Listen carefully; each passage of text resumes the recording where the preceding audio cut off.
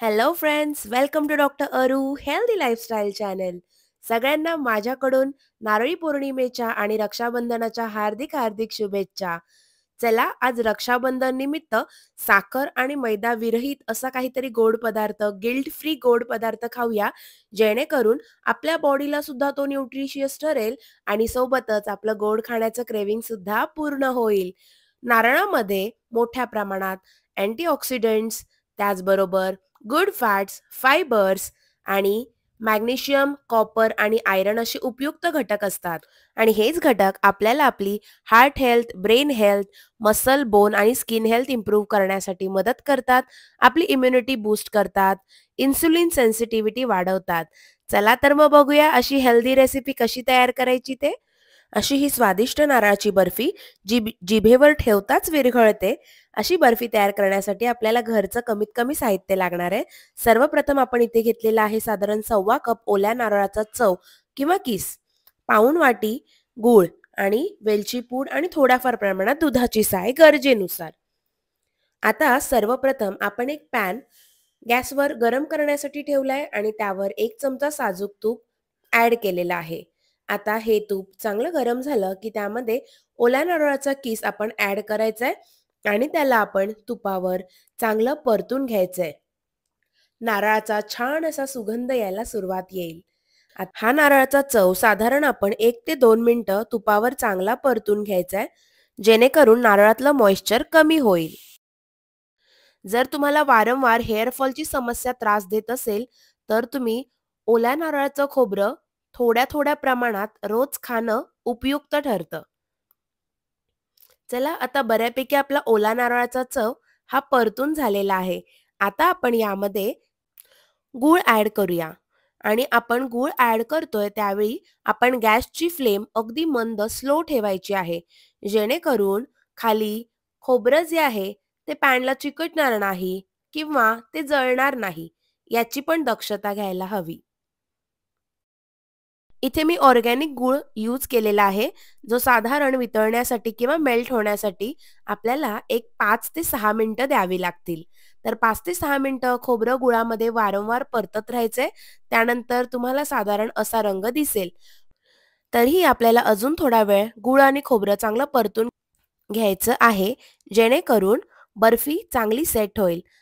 आता या मिश्रणामध्ये आपण दुधाची साय ॲड करायची आहे.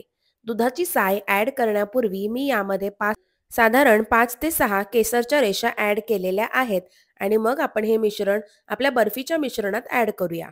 ज्यामुळे केसरचा एक छान असा फ्लेवर आपल्या बर्फीमध्ये उतरेल. बाहेरचा तयार खवा यूज करण्यापेक्षा मी घरी असलेली साय वापरणं जास्त प्रिफर करते. जिचा आपण कमीत कमी वापर करतोय त्यामुळे ती आपल्या शरीरासाठी हेल्दीच ठरणार आहे. बाहेरच्या मिठायांमध्ये मोठ्या प्रमाणात खवा, साखर या गोष्टी ॲड केल्या जातात, ज्याचा आपल्या शरीरावर मोठ्या प्रमाणात दुष्परिणाम होतो. आता या मिश्रणात आपण थोडीशी कुटलेली वेलची ॲड करणार आहोत. तुम्ही हवं असेल तर वेलची मिक्सरला बारीक करून सुद्धा ॲड करू शकताय. चला, आता मिश्रण इथे चांगलं तयार झालेलं आहे. तुम्ही बघू शकताय छान कलर आलेला आहे आणि छान अरोमा सुद्धा येतोय. आता तोवर आपण गार्निशिंगसाठी जे ड्रायफ्रुट्स वापरणार आहोत, त्यांना तुपात साधारण एक अर्धा मिनिट परतून घ्यायचंय. तूप चांगलं गरम झालं की मी या पॅनला बंद करणार आहे आणि या गरम झालेल्या तुपावर चांगलं परतून घेणार आहे. तुम्ही बघू शकताय जेव्हा आपण छोट्या तडका पॅनमध्ये कोणतीही गोष्ट गरम करतो किंवा तडका लावत असतो, त्यावेळी शक्यतो तेल गरम झाल्यानंतर गॅसची फ्लेम बंद करा, जेणेकरून तुमची फोडणी किंवा त्यातले इन्ग्रेडियंट्स जळणार नाहीत. चला, आता जोवर आपली बर्फी मिश्रण जरा थंड होतंय, तोपर्यंत मी एका स्टीलच्या ताटाला छान तुपाने ग्रीस करून घेते आणि ह्या तुपावरच आपण आपली बर्फी जी आहे ती सेट करण्यासाठी ठेवणार आहोत. सगळीकडून ताटाला छान तूप ग्रीस करून घ्यायचंय आणि त्यावर आपलं मिश्रण ॲड करायचंय. मिश्रण अजून साधारण गरम आहे. गरम असतानाच आपण त्याला हळू-हळू सेट करायचंय आणि नंतर मग साधारण कोमट झाल्यावर आपण त्याला सेट करण्यासाठी फ्रिजमध्ये ठेवणार आहोत. चला, आता चमच्याच्या साहाय्याने मिश्रण सगळीकडे समांतर पसरून घेऊ. आता इथे मी थोड्याच प्रमाणात नारळाची बर्फी वापरते. जर मिश्रण जास्त असेल तर तुम्ही वाटीचा वापर सुद्धा करू शकताय.